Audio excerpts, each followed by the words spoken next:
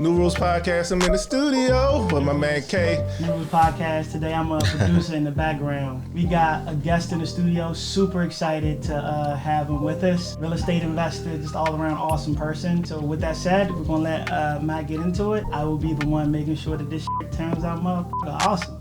Hey, I appreciate that intro. Mic check, man. We got my boy Woo in the building today, Manju Freeman, Freeze, aka a whole lot of other shit. But what's up, man? Thank you for coming through. What's good, man? You know how we do. Already. You know what I'm saying? We can get into all the pleasantries later. The reason we have Manju here today is to talk about building wealth through real estate. This is something that he's been able to acquire slow and steady over time. For those of you who don't know, he's about to close on his 8th rental property tomorrow. That's a pretty big deal where we come from, where most people are working on their first. So I guess my first question, Manju, to kind of kick in the door is, how did you get started buying your first rental property, right? Because everyone's circumstances are different, right? Absolutely. And you know, there's probably some unique variables to how you did it, but like, just give us like an overall picture of how you got into your first property, kind of what steps did you take and how did you know it was the time? Just starting at baby steps of wanting to acquiring something for myself. Like many people, you want your first property to be a house, townhouse. Me personally, I wasn't in a position to get something of my dream yet. Right. Because how old were you when you bought your first property? 28. Okay. 28 years old, yeah, so about 10 years ago. Then I didn't know I'd be in the position I am now. Right. Again, it's team Freeman, me and my lady, but it did start off with me having my condo. Okay. She had her condo. We started dating. We acquired a house together. Okay. We both rented out our condos. Okay. And that was our first dabbling into renting. So that was like the spark of something, right? You had your property, she had hers, you guys got together, started dating, purchased the property together, and then right after that really started renting out your property and hers. You saw the income coming in, was like, wow, we can do this, right? I mean, I don't know what mindset took you to like getting 3 and 4 and 5 and 6, but you got a taste of it from getting that rental income from things you already own. Yeah, absolutely. Okay. I would definitely have to say that's it, because if you're not renting, you're paying somebody else's mortgage. Right. That's how I see it. We want to, as a family, we did want to expand. And also, a mortgage is cheaper. You pay less for a mortgage than you usually, do rent. right. In most cases. Right. So, yeah, like you said, we dabbled into it. We were able to get amazing tenants. Yeah, it started off sweet, and we wanted to grow. I want to ask you this, because before we get to acquiring multiple properties beyond the 2 you owned and the one together, what was the end goal, right, for the 2 you have? Because obviously, if the rent that's being paid by the tenants covers the mortgage, that balance is going down, right? Mm-hmm. So eventually, is the goal to own them outright, keep renting them out?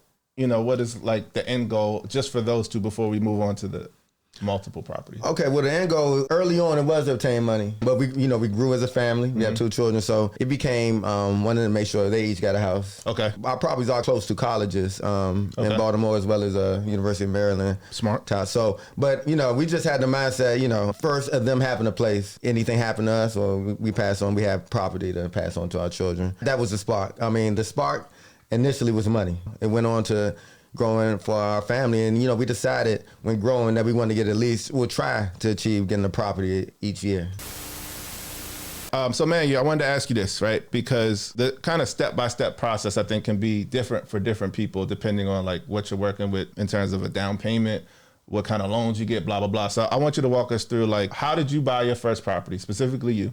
Mm-hmm. I know you mentioned that you and your lady do it together. Right. But you kind of came in the game as a single homeowner and then used that to build. So just walk like me or anybody from the audience through like how it went from your initial piece of property to being a rental property, and what was the mindset to go 2 and 3, Again, I initially wanted to get a big property. I could only afford, honestly, a condo or a property or a home or townhouse that needed some work. I did love the townhouse. It was a 1-bedroom with a loft. So I wasn't thinking long term. Right. At that time, I was thinking, hey, bachelor life might be for me. And if I did want to get a house later, I would do it with someone. But at that time, I was just like... That worked out, though. You know what I'm saying? It worked out. But yeah, I just want to, I'm giving you the mindset of that time. Right. At 28, I could buy a 1-bedroom condo. It could be lit. I got a bachelor spot. It would be a good investment. Boom. Because some people might think, hey, I want my family, I want to get a house first and then find my family, which could be good, but everybody's not in a position to do that. At that time, I was working a security job, so,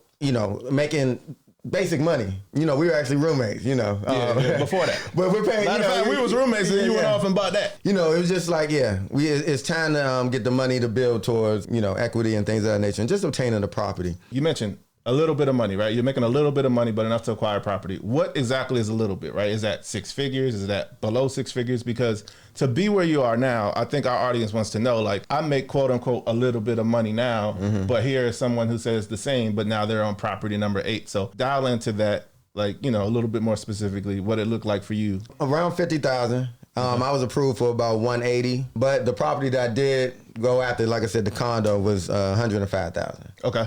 But in their previous years, they were going for 200,000. Okay. So I got it as a foreclosure.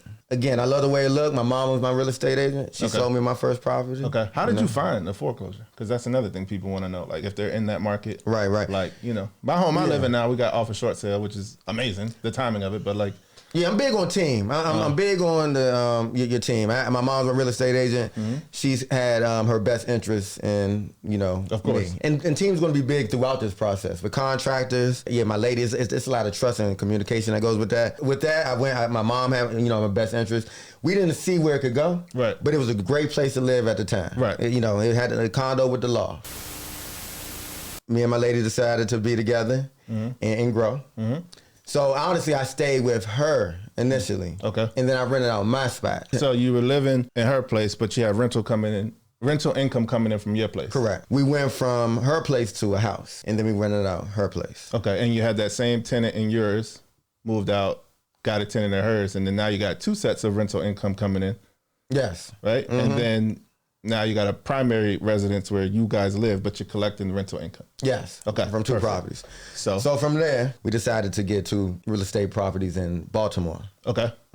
We PG on this side, by the way. That's DMV. Yeah, PG County. PG County, right outside DC suburbs. Baltimore, about an hour away. We went to school there. Shout out to Baltimore. Absolutely. Shout out to B-More. Yeah, it gets a tough rap, but this is the thing. The houses at the time were going for $15,000. Let me get a backstory on that. Okay. What we decided to do was we were going to grow and make this real estate happen when we felt the benefit. When you feel the energy, when it is successful, you're like, yeah, we can do this. It's bringing us some money. Let's keep it going. Right. We decided we wanted to go get a property a year. That at least was the game plan. Okay. And kept us motivated. A unique opportunity at Alice Cooper in Baltimore. They're an auction company. Okay. And make a long story short, the backstory in this scenario is that it was a guy, and we can leave names out, that had over 300 properties. Right. In Baltimore. 0 interest, 1950. We read the back paperwork a long time ago. He had 300 properties at 0% interest? Yeah. Recent years, he was sued for lead paint poisoning. And then the state took away half his properties. Damn. And with taking away half his properties, they auctioned off half his properties. Okay.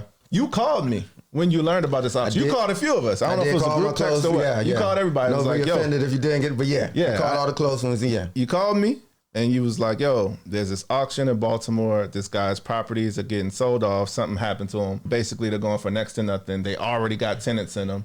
It's almost immediate cash flow. And when you told me the numbers, I was a little bit like, that sounds too good to be true. It's not the reason I didn't go. Right. There's really no good reason. I just loafed on it. It's a lot of different factors because I only gave you a week. The point of that story is take action. When you hear about something, at least educate yourself, because he told me about it. And here you are 2 properties later from that auction. With them in particular, because you never know. And this is, honestly, big of the growth with real estate. You never know where it's going to go. Right. Like mine is renting for something I didn't know it was going to go for. Right. And the development around there is amazing. I never would have thought. Right. It would have happened. It was happening, because it's a hospital there now. They're trying to make it an entertainment center.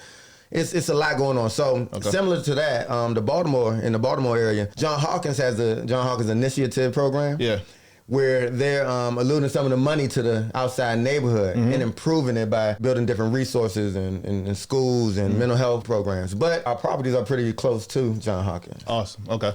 So we're part of the neighborhood improvement and things of that nature. So that area is up and coming. I'm just saying, you never know where it's going to go. Let me pause you right there. You mentioned Alice Cooper? Alice Cooper. And, that's a good plug for them. They should be down. If you go to Baltimore and look at the rundown properties, there's different auction companies. Okay. But Alice Cooper is backed up with that story. And, when me and Stephanie went into going into the real estate game, we were open to everything. Right. Airbnb started to pop off. Right. So we went to seminars. We went, we drove to Glen Burnie for free seminars with a guy that used to go to Towson called Terry Royce. He posted something, and that made us just go to that. And look, we're open to everything. No, it's no bad information. We'll go exactly. It's free information. This podcast is free information. Yeah, you might watch this, look up Alice Cooper, and land yourself a rental property.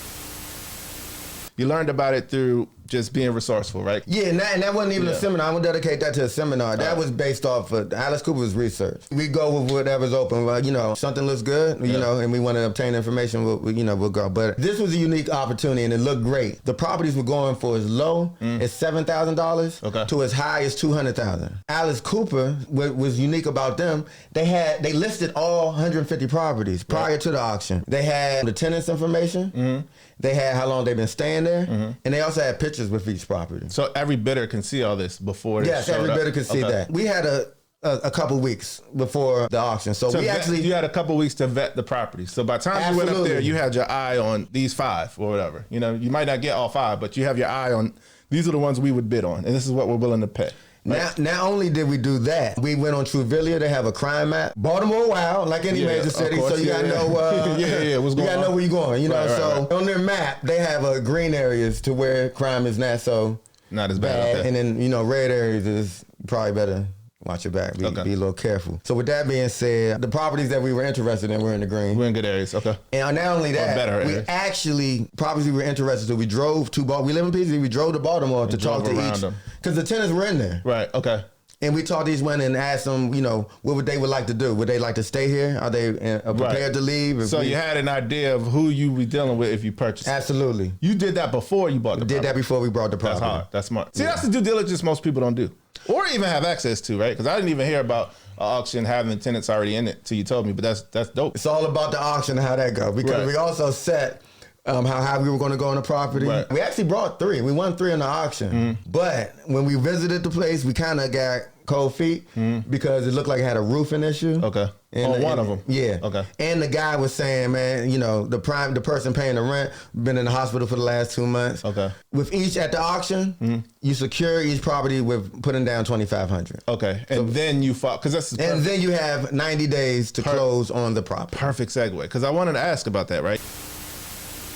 14,000 are paid now 15, 14 anymore. Here 15, 14,000 once, twice. Final call, 14,000 anymore.